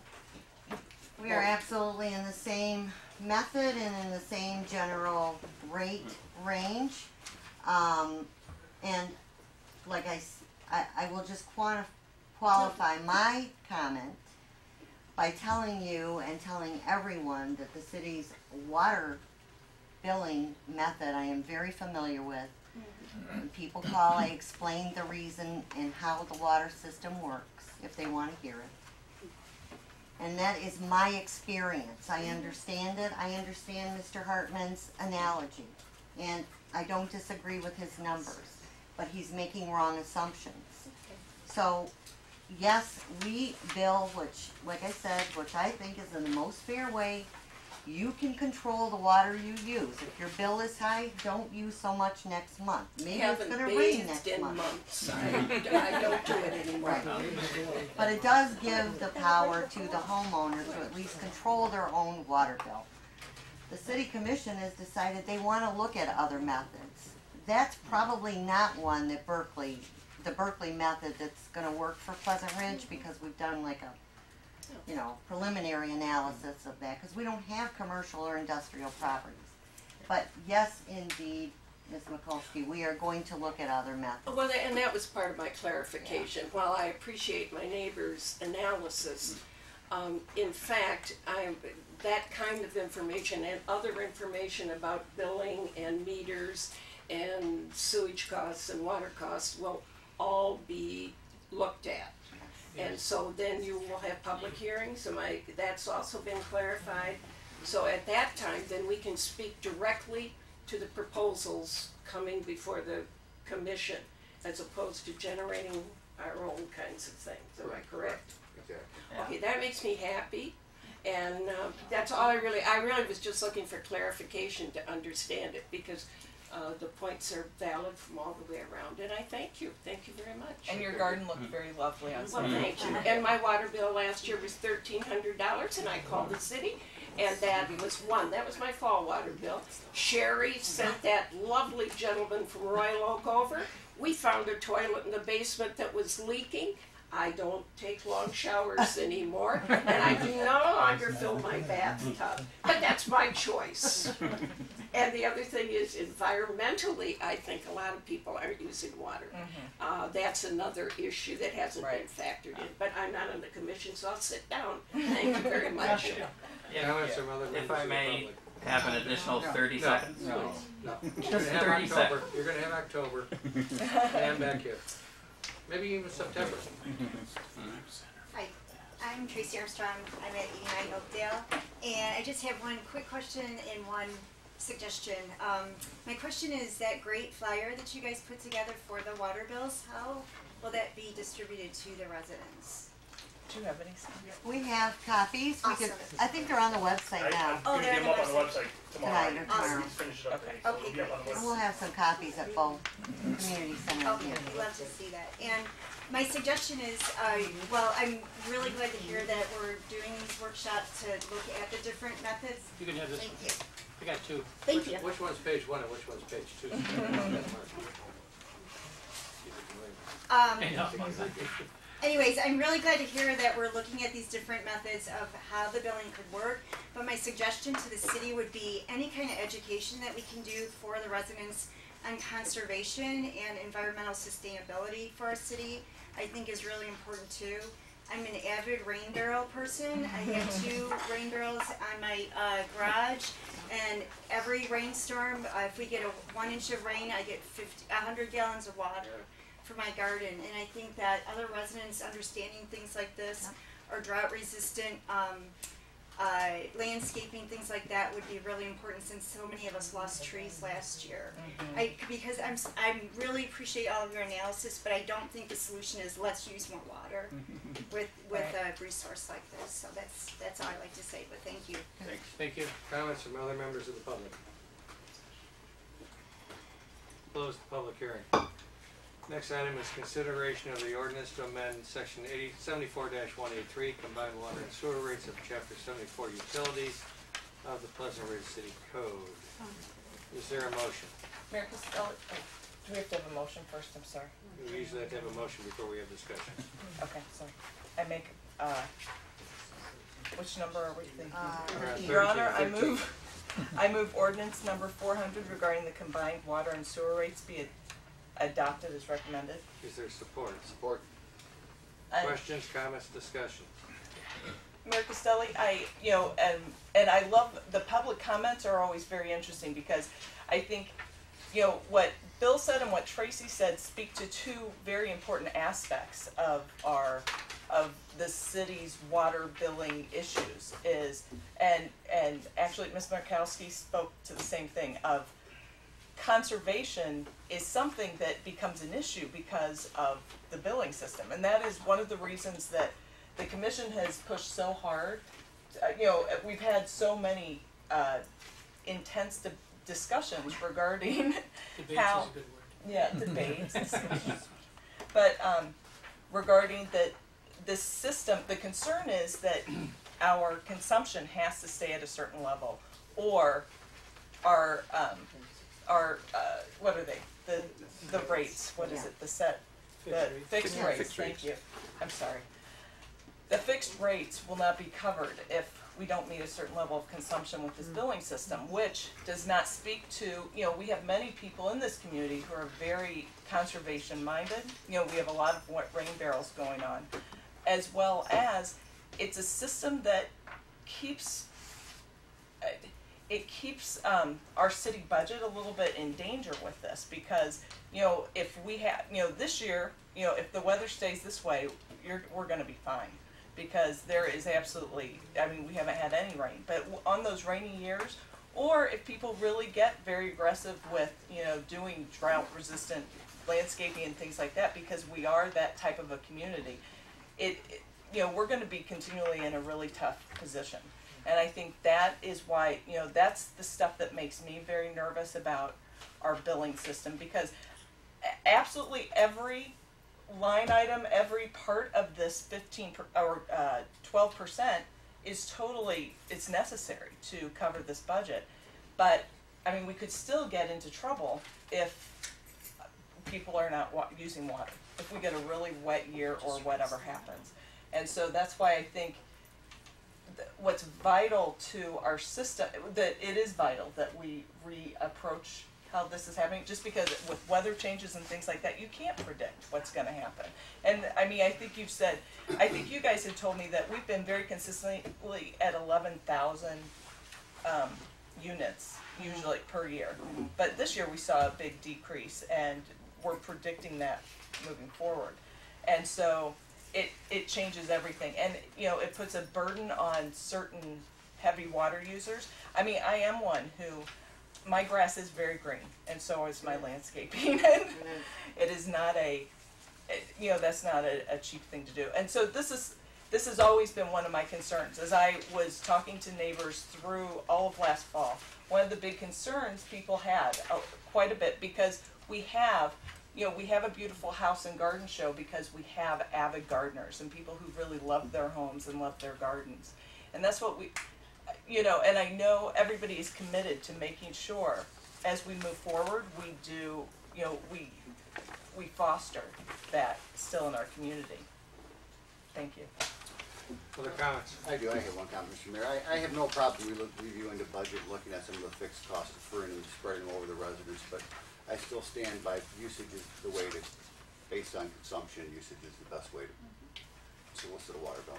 Well, why don't we stick to the important items of tonight, which is to have a budget in place, rates in place July 1, and we can have this debate again in the fall. I have no problem with that. I have good news for the water fund. I didn't have to top off my pool once last year. I've had to top it off twice so far. Any other discussion?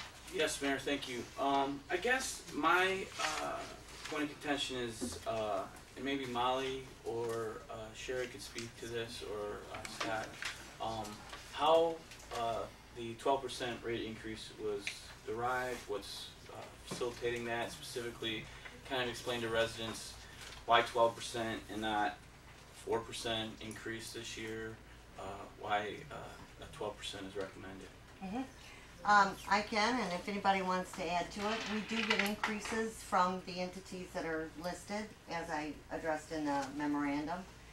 And so we take a look at our overall budget number. We know what the bill's going to be, and that gives us an idea of what every customer in the city needs to pay to cover those costs going forward. And we also have a projection on the water usage based on an average. So we have that number. We know what we need. We know the number of properties that bill's going to be assessed over. In addition to that, we must build in a reserve fund so that there are funds available if, as I mentioned, there is some repair needed, and God forbid it should be catastrophic. The cost to repair a water main in Pleasant Ridge is the same cost as it is in Royal Oak. It's just we have fewer customers to spread that cost over, so it's even more critical that we have a reserve, and our reserve level is at a dangerously low level right now. And that amount could be the equivalent of repaving one of our streets, or Yes. one of our smaller streets. Yes, you have anything to add, Scott or Molly? Or No, just real quick, we derive that number, and a lot of it is what Sherry said, based on our maintenance of the actual system. Just in the last 3 weeks, we had 2 catch basins that need to be rebuilt. We had a water service that broke on Oakdale. I mean, we can't anticipate when these things are going to happen, and they're not cheap to fix. I mean, we have to tear up the road to fix things on Oakdale. We had to tear up part of Ridge Road to rebuild catch basins. So that's all part of it. The maintenance is a big issue on there. Good news is we live in a city that's almost 100 years old. The bad news is we live in a city that's almost 100 years old. Any other discussion? Well, I guess just the final, and I don't want to pull out distinct, exact, line items, but this may help me understand. Molly, in the water and sewer fund, if I could, or Sherry, Go ahead. I don't know. Yeah, no, Whatever. I kind of know it's back nice. Well, Are you in the budget? Not the if you supplemental. could throw back at me what I'm talking about right now with the limited information I give you. Nope, here I am, I'm looking at it. Okay, I'm looking at expenditures. It's actually line item 592, 536, 939, and it's maintenance and repair of the sewers.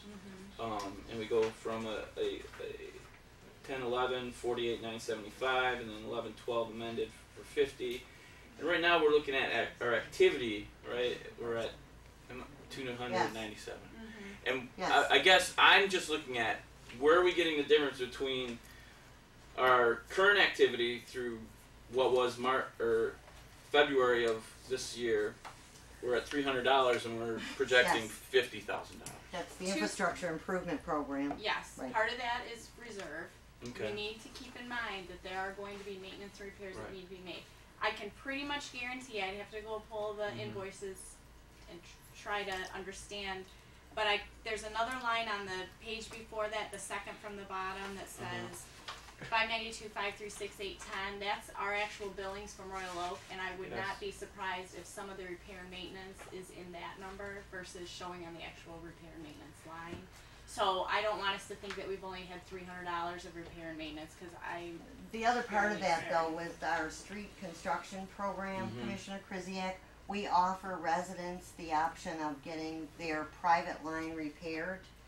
We have to budget enough money in our fund to cover that expense, even though the residents reimburse us. Okay. So that's a large number at the beginning of the year, and at the end of the and year, it's a it's a cash low flow, number. and this fund has had cash flow issues. Right. They had borrowed at the end of June 30, 2011, they still owed the general fund $145,000. So not only is getting us out of our deficit an issue, but getting us back on a positive cash flow is also another factor that needs to be taken into account. So, yeah.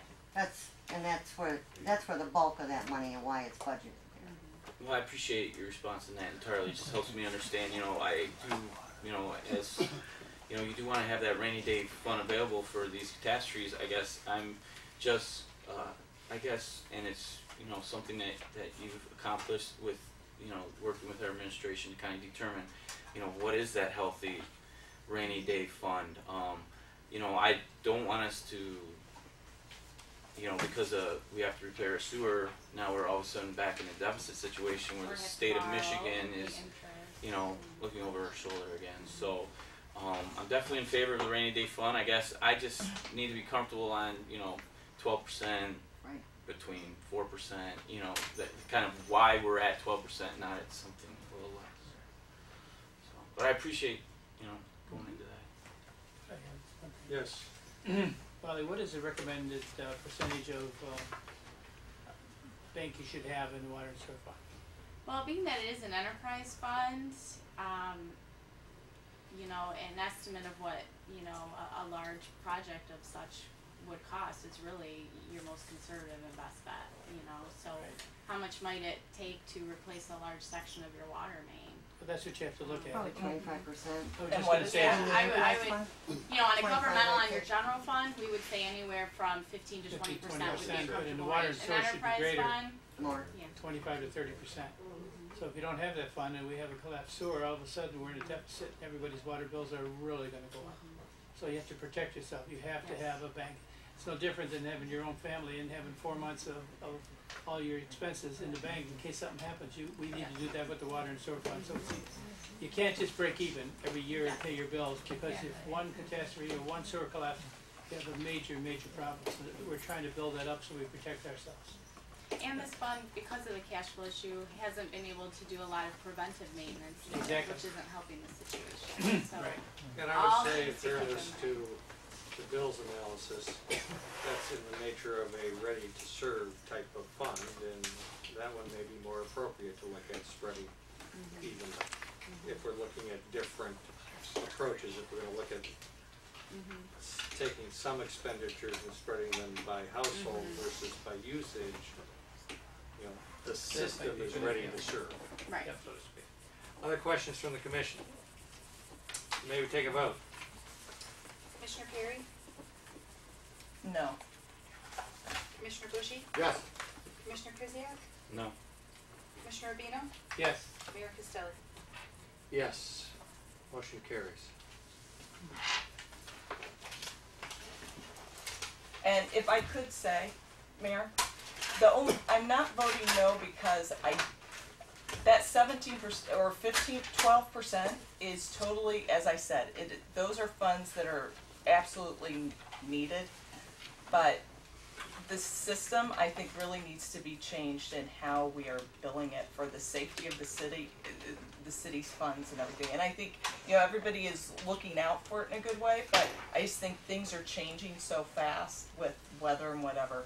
Well, there was a promise to look at it for next year. We have a responsibility to adopt something so that we have something to work with for next year. Yes. So thank goodness we had a majority that adopted something, otherwise we'd have nothing for next year. Next item is consideration of the agreement between Plant Moran and the City of Pleasant Ridge for financial accounting services effective July 1st, 2012 through June 30, 2015. Sherry.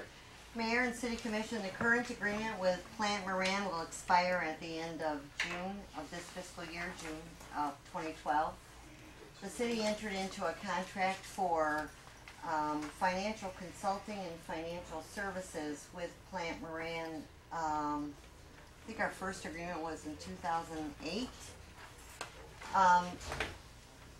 It was a pretty creative idea at the time to contract the position of city treasurer, and after discussing this with another city and meeting with Plant Moran, it has really turned out to be a great partnership and a benefit to the city. And we are able to contract the services of a salaried personnel without the cost of any legacy costs or benefits. And we are assigned 3 people from Plant Moran. Molly Goike has been with us for some time, and prior to that, some of you will remember Monica. One of the people assigned to us is a partner, and I know that occasionally we throw Molly a curveball and maybe she doesn't know the answer, but she has immediate people to go to for that answer. So it's really like in our city department, in our city treasurer department, it is like having the force of the entire Plant Moran staff sitting in our city treasurer chair. And really, like in our city department, in our city treasurer department, it is like having the force of the entire Plant Moran staff sitting in our city treasurer chair. And I can't say enough good about Molly. I mean, she really is she's an integral part of the operation of the city and is always there with information whenever we need it. So the contract before you this evening is to extend the contract from July 1st, 2012 through June 30th, 2015. It's a 3-year contracting commitment. The fee for the contract is proposed for 1/2 of the term of the contract. It will be frozen at the rate it is today. And then the remainder of the contract for the remaining 18 months would increase by 3%. So my recommendation is that the contract with Plant Moran for financial accounting services be approved. Is there a motion? Mr. Mayor, I move the agreement with Plant Moran for financial accounting services effective July 1st, 2012 through June 30th, 2015 be approved, and the city manager be authorized to sign the agreement. Support. Sherry, should that be city manager, mayor, city clerk, or is the city manager sufficient? I think on this one, because it's a professional agreement, we just need the city manager's signature. Yes, that's all we need, yeah. So it's finances. Right. Any discussion? Mayor, if I could? Yes. As a freshman Commissioner.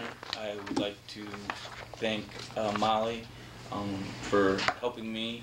I know we had very constructive workshops at the beginning of the year, and I want to thank you for that. You've been entirely professional in all aspects, and I would like to say I feel you do an excellent job.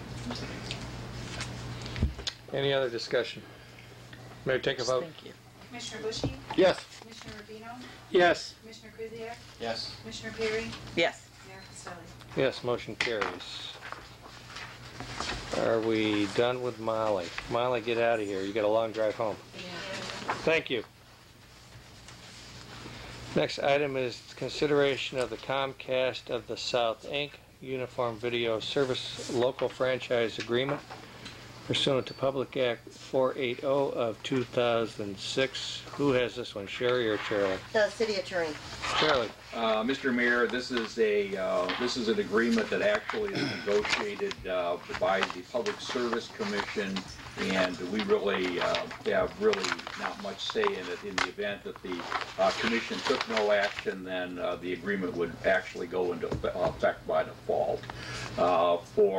However, as an enticement to the city, we are allowed to do a few things in relationship to a certain amount of fees that we're able to achieve, and for that reason, I would suggest that we insert the 5%, that's the maximum that we're allowed under the agreement, and for that reason, I would ask that the commission adopt the agreement.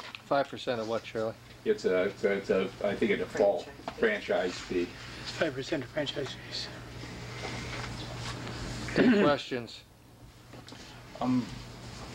Yes, Mayor. Mr. Cooper, I know these are contracts between Wide Open West and Comcast. I was wondering, and Sherry, maybe you know this, or Scott, are these meetings are exclusively on Comcast, or both services provide the public? They're negotiated. Apparently, what happens? They sit down. All of these entities get down, and they actually negotiate with the Public Service Commission. And so, basically, what happened is I'm not sure that's Charlie, not the question. Our excuse me, city Mr. commission Cooper. meetings. Yeah, I'm just concerned because some residents have said that. Excuse me. They're both on Comcast and Oh, they are. Okay. They're not on AT&T, correct? They're not on AT&T. Oh, okay. Okay, that's the one. So the WOW is already there too. VoIP, it's voice over telecommunications is different. So the residents who are raising concerns about not being able to view it, they would be on the AT&T service, not WOW It's not or cable service, right? Okay. Or they have operator error. All right. Thank you. Other questions? Yes. Sorry. What Go ahead. is the 5%? I'm sorry. Franchise fee. It's a franchise. We pay them. No, They pay us. Okay, Yeah. great. And if we don't adopt this, we don't get that. We don't get anything. Is there a motion? Mr. Mayor, I move the Uniform Video Service Local Franchise Agreement pursuant to PA 480 of 2006 between Comcast of the South Incorporated and the City of Pleasant Ridge be approved as recommended, and that the city manager be authorized to sign the agreement. I support. Charlie, again, same question about Same thing on. Sherry. Exactly the same thing. Okay. May I take a vote? Commissioner Rubino? Yes. Commissioner Bushy? Yes. Commissioner Kuziak? Yes. Commissioner Perry? Yes. Mayor Costelli? Yes, motion carries. Next item is consideration of number 16, which is the same agreement, only with Wide Open West Michigan They're LLC. exactly the same. Is there a motion? These are the same, Charlie? Yes, they are. Is there a motion? Your Honor, I move Uniform Video Service Local Franchise Agreement pursuant to PA 480 of 2006 between Wide Open West Michigan LLC and the City of Pleasant Ridge be approved as recommended, and the city manager be authorized to sign the agreement. Is there support? Rubino supports. May I take a vote?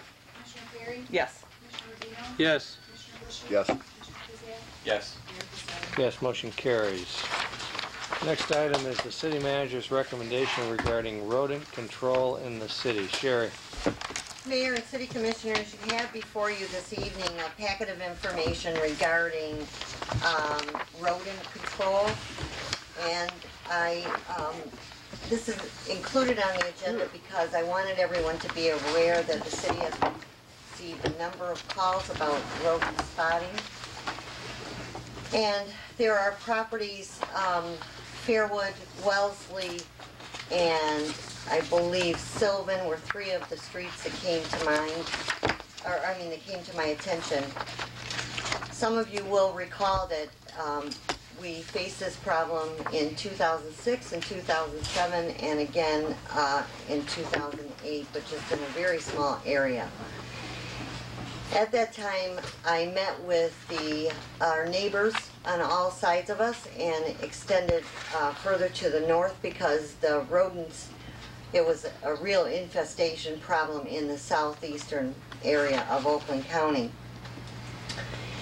From that, we developed a proposal to work with a pest control company so that that company would provide a discount to the residents of all of our communities for rodent control and for treatment and for education on what you may do to at least make your yard less attractive for a rodent. This evening, I have a memo and I've attached some of the documents that were provided to residents during previous years. I have also met with the pest control company to make sure that that discount will continue to be extended to our residents.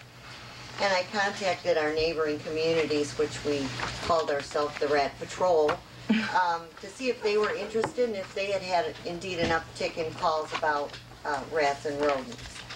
One of the communities had noticed or had been receiving some calls just recently about spottings as well. We'll be meeting to see if perhaps there's something we can do again as a joint effort. And I know that there are some state funds available for these kinds of projects, and there's one of the city managers suggested that we do a video and that we, just a whole campaign. So I wanted to put this on the agenda not only for the opportunity to notify residents that this is there, to please be careful and to know that there are steps that you can take immediately. And if you think you have a problem, I encourage you to contact the pest control company. In the meantime, this packet, a letter will be going to all properties, probably all of the properties east of Woodward between the north and south borders. And the city will identify probably about 20 to 25 properties that we know may be a harborage for rats. So just know that this is out there and that the city really needs your cooperation to clean up your yard, get rid of bird feeders. If you have animals, dogs, scoop the poo, and make every effort you can to at least make it less attractive for rats, and we will move them on. And this information is in such detail, speaking of poo, that you can look at the shape of the poo and tell what kind of rat or mouse it might be. And there's also in here items that you might think are in your own yard, you might think pose an attractive place for rodents to live, but that do. And so you may look at your own home and say, there's nothing in my backyard that would attract rodents, and then look that you have your firewood stacked on the ground as opposed to up on a stand, for instance. So all of that material's in here. All of that's in here. There's some excellent tips, and like you said, I think it's good educational material because some people may not realize that a bird feeder is certainly an attraction for rats. And even if they're prominent at a neighbor's house 2 doors down, and the story is, I had a resident come in and she put out a trap for an animal that she had borrowed from the city to put it out, and she caught a rat. And so she put the trap out again because she didn't catch the animal and she caught a rat. And she and I had a pretty good giggle on the phone about it because it was like, stop putting the trap out. Don't trap them because you're bringing them to your property. We were able to identify immediately the property near that home that was just in an absolute condition that was perfect for rat infestation. That property was given a warning, and we don't fool around with this. and it was cleared as of Monday of this week. There were recently letters that went out to properties, again, on a street on the west side of the city because the police noticed a great amount of brush and bramble plant material up near the 696 wall, and the chief took care of that by notifying